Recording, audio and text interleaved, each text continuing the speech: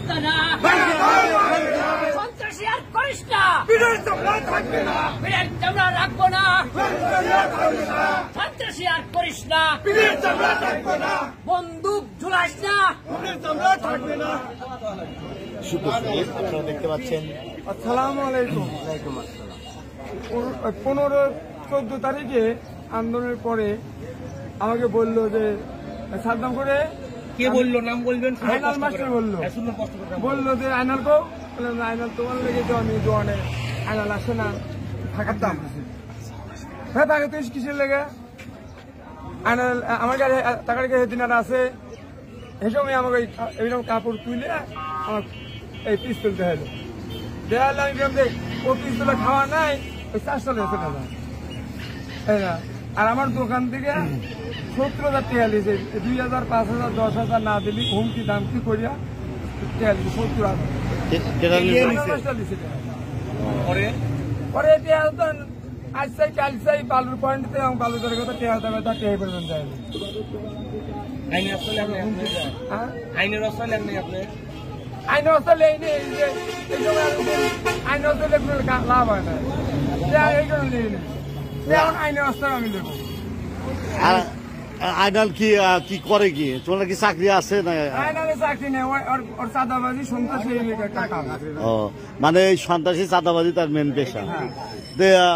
আর কেউ ভুক্তভোগী আছেন এখানে যে তার কাছে আপনি কি অস্ত্র দেখছেন নিজে? আমাকে এইভাবে দেখাইতে এন্ড দিলাম। আমরা জানি যে 2020 সালে চাঁদা নিছে, কত লোকের কাছে এরকম করে চাঁদা নিছে? ছেলেকে এইদিকে ধরে বাড়ি বেরিয়ে ঘরে দুয়াতে মাইরে আবার রাস্তা তো ভালো আপনার কিছু বলতে পারেন না? কি ক্ষমতা ছিল? ক্ষমতা আছে ভয় দেখা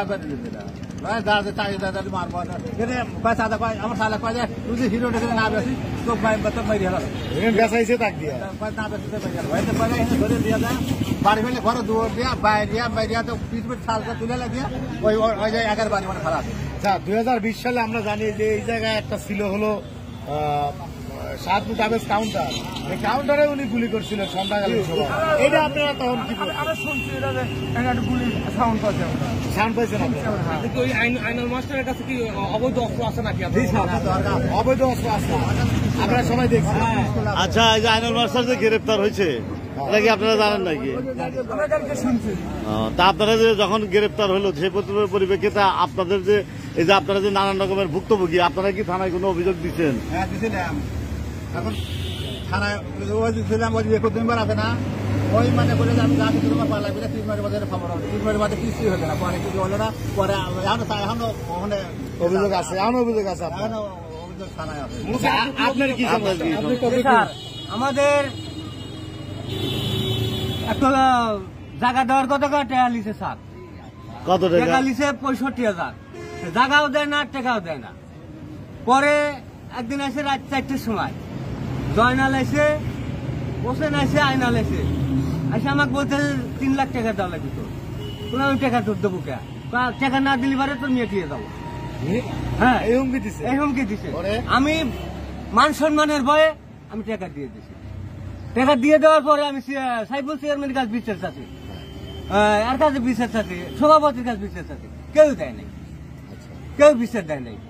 পরে আমি যা আইনি আসতে চাইছি। আচ্ছা এই মহিলারা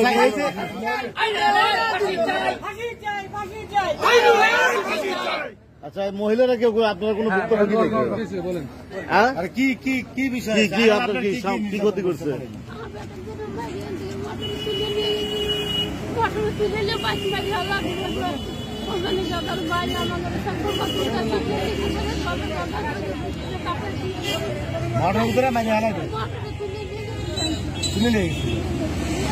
কাক নিয়ে গেছিল, কাক নিয়ে গেছিল, বেটা তুলে নিয়ে গেছিল, কিসের নিয়ে গেল?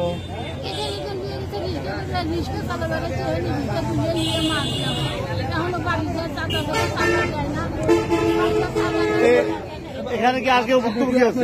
আপনার কি করছে? আচ্ছা আপনার কি ক্ষতি করছে? জোরে বলেন। আমার বাড়ি ভাড়া এসে হুমকি দেয় ওই জয়নাল আয়নাল টাকা দিতে না আছে 15 বছর চাকরি করে তারপরে টাকা জায়গাদার টাকাও দেয় না তারপরে কিছু দেয় না তারপরে মায়ের বাসা আমার লাখ টাকা দিয়েছিল তারপরে এই লাখ টাকা দিয়ে